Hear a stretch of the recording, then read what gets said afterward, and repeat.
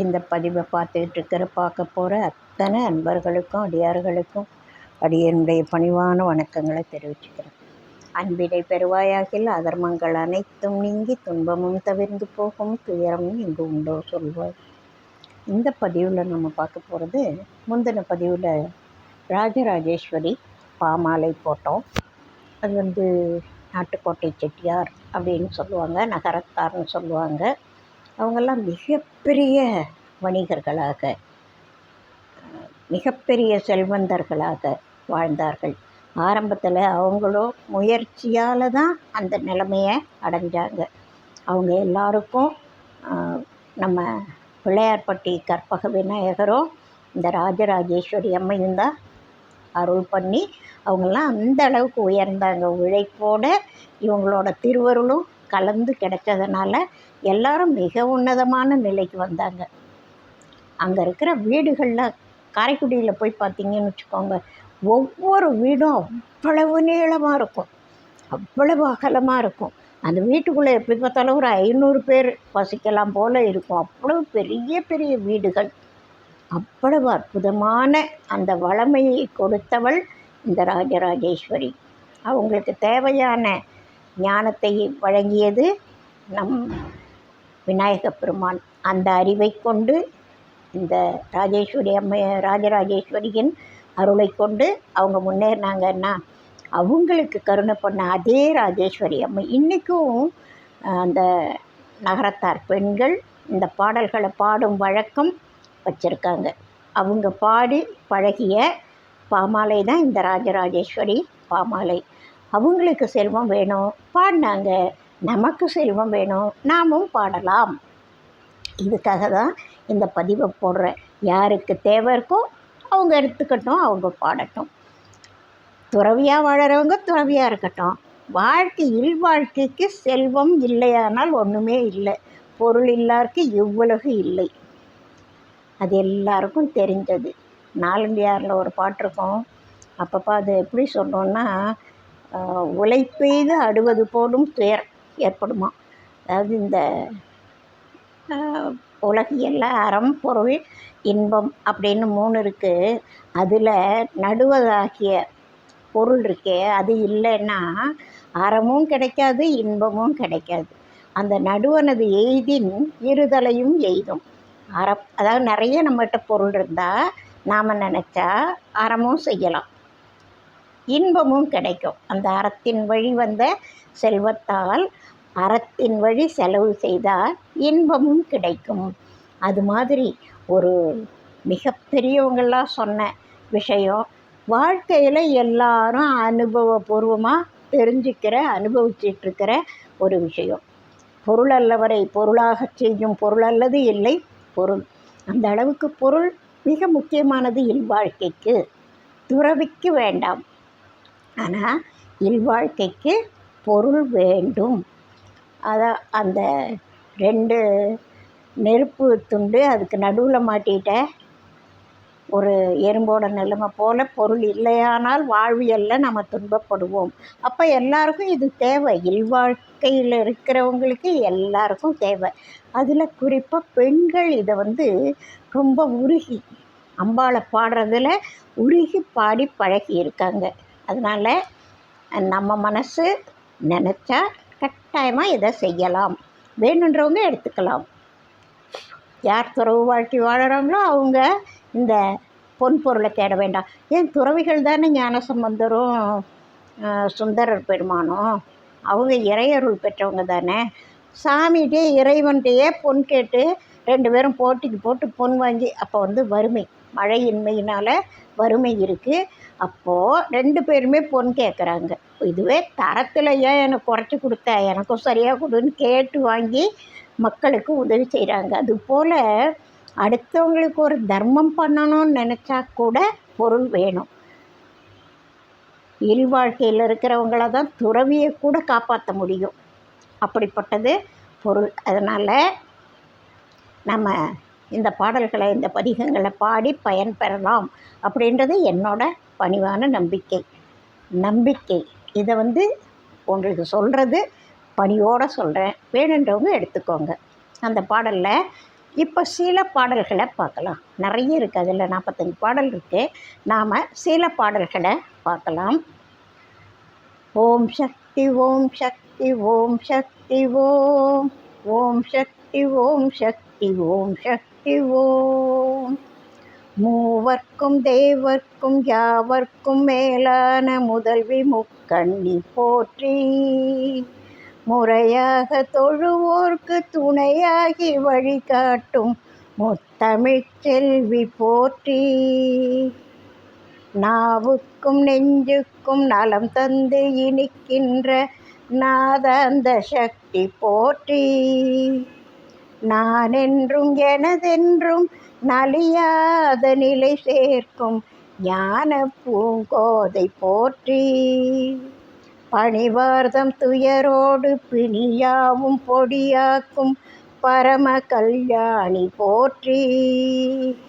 ஏவல் கொண்டுலகு பல காவல் செய்ய அன்னை நின் இணையடிகள் போற்றி போற்றி. இறைவியனை ஆண்டருளும் ராஜராஜேஸ்வரி இமயமலை வாழும் உமையே. இறைவியனை ஆண்டருளும் ராஜராஜேஸ்வரி இமயமலை வாழும் உமையே.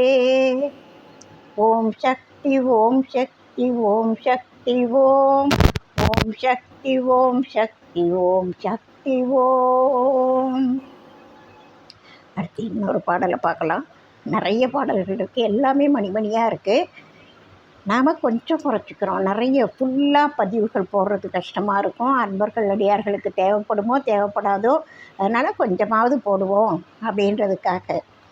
பனி தங்கு நிலவு போல் பால் போல் பளிங்கு போல் பட்டொளி நிறைந்த வடிவம்.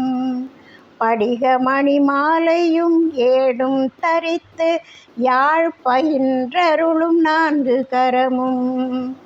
புனிதங்கள் யாவும் பொருந்த வெண்டாமரை பூமேல் விளங்கு பதமும். பொழுதெல்லாம் எண்ணும் என் பழுதெல்லாம் போக்கி நற்புலமை தர வேண்டும் அம்மா. பொழுதெல்லாம் எண்ணும் என் பழுதெல்லாம் போக்கி நற்புலமை தர வேண்டும் அம்மா. கனி தந்து மலர் தந்து கவி தந்து தொழுவோர்க்கு கண் தந்து காக்கும் அரசே. கலைஞான மகளென்ற நிலையான புகழ் கொண்ட கருணைமயமான பொருளே. இனி தங்கு தடையின்றி யான் பாட நீ கேட்க இதயம் கனிந்து அருள்வாய். இறைவியனை ஆண்டருளும் ராஜராஜேஸ்வரி இமயமலை வாழும் உமையே. இறைவியனை ஆண்டருளும் ராஜராஜேஸ்வரி இமயமலை வாழும் உமையே. ஓம் சக்தி ஓம் சக்தி ஓம் சக்தி ஓம் ஓம் சக்தி ஓம் சக்தி ஓம் சக்தி ஓம். இந்த பாடல்கள் மணிமணியாக இருக்குது, அருமையாக இருக்குன்றதுனால இதை பதிவுள்ள போட்டுக்கிட்டுருக்கேன். வேணுன்றவங்க இதை எடுத்துக்கோங்க. எதுவுமே வேணுன்றவங்களுக்கு தான் எடுக்க தோணும், எடுக்கிறவங்களுக்கு தான் கிடைக்கும். வேணுன்ற மனசு முதல்ல வேணும். எப்போவுமே உள்ளுவதெல்லாம் உயர் உள்ளல். நம்ம கேட்கலன்றது தான் இறைவனுக்கு குறைய தவிர அவர் கொடுக்க ஆரம்பித்தா கொடுக்கறதுல குறை இருக்காது. சுந்தரருக்கு நெல் கொடுத்தாரு பாருங்க. இவர் கொஞ்சம் போய் நெல் கேட்டார். அந்த குண்டையூர் கிழார் இப்போ ரொம்ப நலிஞ்சு போயிட்டார், அவரால் முடியல, எனக்கு நெல் வேணும் அப்படின்னு கேட்டார். அப்படியே ஏகப்பட்ட நெல் மலையாக கொடுத்தாராம். அதை இவருக்கு இருக்கிற செல்வாக்க பாருங்கள். அப்பா இவ்வளோ நெல்லையும் நான் எப்படி தூக்கிட்டு போவேன், என்னால் முடியாது, உங்ககிட்ட பூதகணங்கள் வேலைக்கு ஆள் இருக்குது, இதை கொண்டு வந்து எங்கள் ஊரில் போடு அப்படின்றாரு. அப்போ அவங்க ஊரில் இந்த ஊரில் வாங்கின நெல் அந்த ஊரில் கொண்டு போய் வைக்கிறார் பெருமான். நெல் மலை அது அந்த ஊரில் இருக்கிற எல்லார் வீட்டு வாசல்லையும் நிறைஞ்சு போச்சான். கதவை கூட திறக்க முடியலையாம். அதை யாராவது அள்ளணும். அப்போது சுந்தரர் என்ன பண்ணுறதுன்னு நினைக்கிறாராம். அவங்க துணைவியார் என்ன பண்ணுறாங்க, அவங்கவுங்க வீட்டுக்கு இருக்கிறத, அவங்க நேராக இருக்கிறத அவங்கவுங்க எடுத்துக்கோங்கன்ட்டாங்க. வேலை ஈஸியாக போச்சு, தர்மமும் முடிஞ்சு போச்சு. அது மாதிரி இறைவன் கொடுத்தா அப்படி தான் கொடுப்பார், நிறைய கொடுப்பார். கேட்குற நாம தான் பயந்து பயந்து கேட்குறோம், எதை கேட்கணும்னு தெரியாமல் கேட்குறோம், சின்ன சின்னதாக கேட்குறோம். பெரிதினும் பெரிது கேள் அப்படின்னுவார் பாரதியார். அதுபோல் நாம் அம்பாள்கிட்ட அவளோட கருணையை கேட்டோமானால் அந்த கருணைக்குள்ளே எல்லாம் அடங்கிடும். அப்படிப்பட்ட இந்த பதிகங்கள் நாம் தினமும் பாராயணம் செய்ய வேண்டிய பதிகங்கள். சாயந்தரம் காலையில் விளக்கேற்றி வச்சுட்டு இந்த பாடல்கள் 6 மணிக்கு பதிகங்களை பாடுறப்போ உண்மையிலேயே அதுக்குண்டான பலன் இருக்கும். நான்லாம் ரொம்ப கஷ்டப்பட்டிருக்கேன், ரொம்ப அதாவது கஷ்டப்பட்டிருக்கேன்னா திருமணத்துக்கு அப்புறம் நிறைய துன்பத்தோட எல்லை ஆழம் எவ்வளவுன்னு பார்த்துட்டு அதுக்கப்புறம்தான் எனக்கு வாழ்க்கையில் வளம்னா என்னன்னு தெரியும். இப்போதைக்கு இறையருளால் எல்லாம் நிம்மதியாக இருக்குது, எல்லாம் போதுமானதாக இருக்குது. இப்போ தேவைகள் குறைவு. அப்போது நிறைய இது தேவை, அது தேவை, அது தேவை, இது தேவைன்னு கேட்டுகிட்டே இருக்கிற மாதிரி ஒரு சூழ்நிலையில் இருந்தேன் ஒரு காலம்.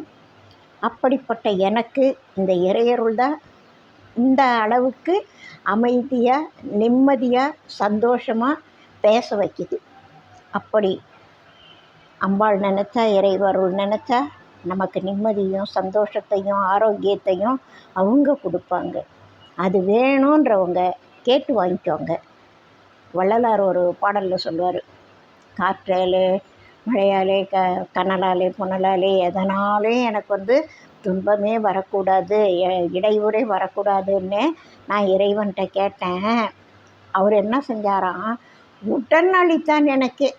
உடனே இந்த கேட்ட உடனே சேங்ஷன் பண்ணிட்டாராம். அது மாதிரி ஏற்றாலே இழிவென நீர் நினையாதீர் உலகீர் எந்தை அருட்பெருஞ்சோதி எல்லாத்தையும் அருள்வார் அப்படின்னு சொல்லி அவர் சொல்லுவார். அதுபோல் இறைவன்கிட்ட நம்ம கேட்கணும். முதல்ல கேட்குறது நாம இருக்க வேண்டும். நம்ம கேட்டால் தான் கிடைக்கும். அழுகிற குழந்தை பால் குடிக்கணும்னு ஒரு கிராமத்து பழமொழி. அழத் தெரியணும். அழறதுக்கு முன்னாடி நமக்கு பசி இருக்கணும். பசி இருக்கிறதுக்கு முன்னாடி துன்பம் இருக்கணும். துன்பம் இருந்தால் பசி இருக்குதுன்னு அர்த்தம். பசி வந்துட்டால் குழந்தை அழும். அழுதா அம்மா பால் கொடுப்பாங்க. இது எல்லாமே வாழ்வியல் சம்மந்தப்பட்டது தான். யாருக்கும் எதுவும் தெரியாதது கிடையாது. ஆனால் நம்முடைய மனசை அது ஒரு சில விஷயங்களில் நாம் தான் ட்ரைனிங் கொடுத்து வச்சுக்கணும்.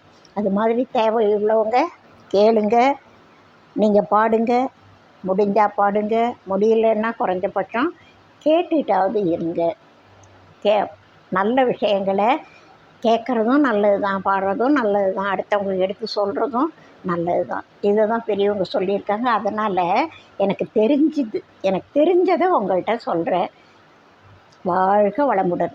உங்களுக்கு வேணுன்றதை எடுத்துக்கோங்க. இந்த பதிவுகள் பிடிச்சிருந்தால் லைக் பண்ணுங்கள், ஷேர் பண்ணுங்கள், உங்களோட கனிவான கருத்துக்களை சொல்லுங்கள். வாழ்க வளமுடன். இதுவரை பண்ணாதவங்க சப்ஸ்கிரைப் பண்ணுங்கள். வாழிய நாளும் மெய்மை வாழ்க நல்லறங்கள் எல்லாம் வாழிய பெரியோர் நாமம் வாழியே வாழி வாழி. அடுத்த பதிவில் அடுத்த ஒரு கருத்தோடு சந்திப்போம். வாழ்க வளமுடன். வாழ்க வையகம்.